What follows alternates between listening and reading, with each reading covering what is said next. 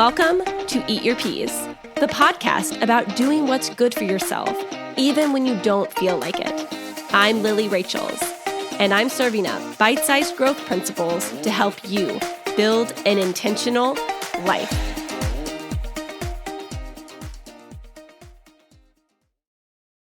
Hey guys, welcome back to Eat Your Peas.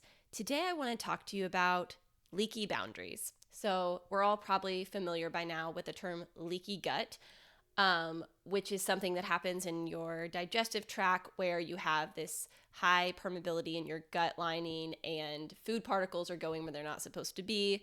That was a very simple way to sum that up. However, I was seeing an ad for that on Instagram and it made me think of boundaries and how a lot of us have these leaky boundaries with people. We can be very passive, or we set a boundary with someone and then we don't follow through. What are boundaries?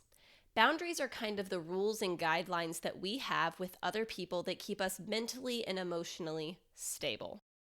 Every single healthy relationship has to have boundaries, whether it's with a parent, your lover, your child, doesn't matter.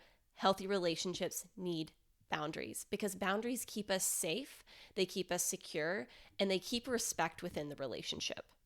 So how do you go about setting a boundary? And how do you even discover what your boundaries are? One way to discover your boundaries is to start to think about the things that trigger you within your romantic relationships, because that's probably where you need to start putting in some boundaries. So for me, I get very triggered if someone yells at me. And that comes from a childhood thing, and it's kind of grown into relationships I had earlier on in life, that yelling, it really triggers me. I do not do well with that.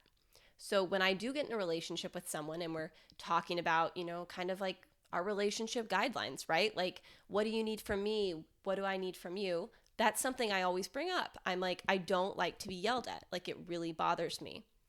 And I won't engage with someone that's yelling at me. So in practice, if I was with a partner and they were yelling about something, now, after doing the work, my response would simply be, I really respect that we need to have this conversation, but I can't have this conversation with you if you're going to yell and get angry because it's going to put me in a really bad place. So if you could please stop yelling, I will gladly talk to you about this. And then that's where the consequence comes in.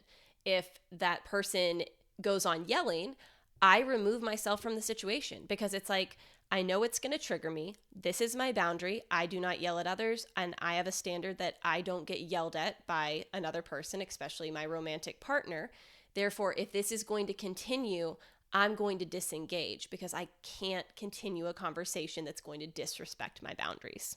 And having a consequence is not mean. I am actually a firm believer that consequences are one of the best things for us in life. I mean, they kind of suck, right? Like it's never fun, but change happens and occurs more often in people's lives when they experience some sort of a negative situation or interaction or something around their bad behavior, right? Like if we go on with bad behavior and never experience a consequence, why would we ever stop the bad behavior?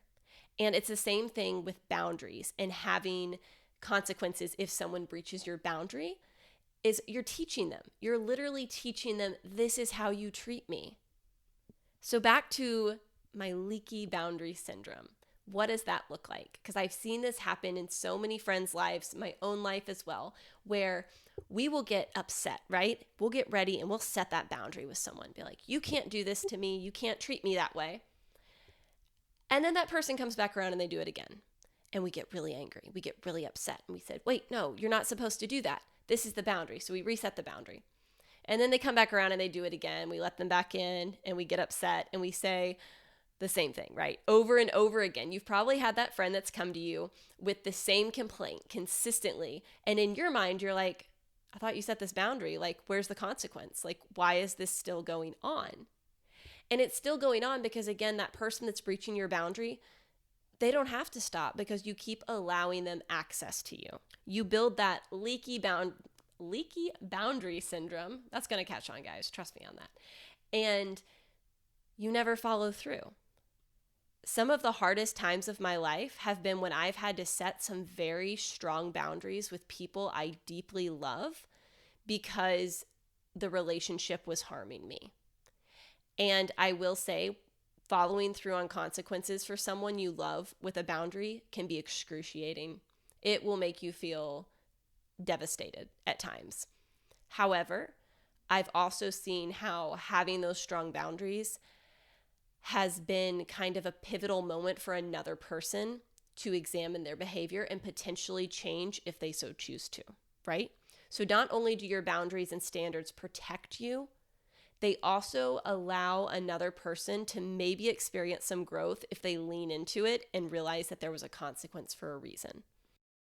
So how do we quit with this leaky boundary syndrome? How do we quit letting people walk on us and walk back in on us over and over again in that vicious cycle? Number one, really examine what your triggers are. Where do I need boundaries in my life? What kind of things do I need to, discuss with the people closest to me that are bothering me and are hurting me? Number two, what is a consequence if someone breaches my boundary? How am I going to react? Now, you don't need to yell or go crazy, right? But what's the consequence? For me, again, if someone is yelling at me, I disengage. I won't do it. I will not engage in that kind of behavior. I'm not okay with it. So what is it for you? And again, this isn't a time to be mean or rude. It's just asking, what kind of consequence is there if you breach my boundary? And then the third thing I want you to ask yourself is, am I letting people just run all over my standards because I'm afraid to lose them?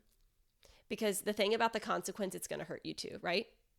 I know in my life when I've had to let go of relationships, either forever or just for a period of time due to someone not treating me to what I believe my worth is, it's hard and it hurts, but the stronger you hold to that, the more you respect yourself, the less leaky boundaries you're going to have, and you're going to feel better. You're going to have better self-esteem.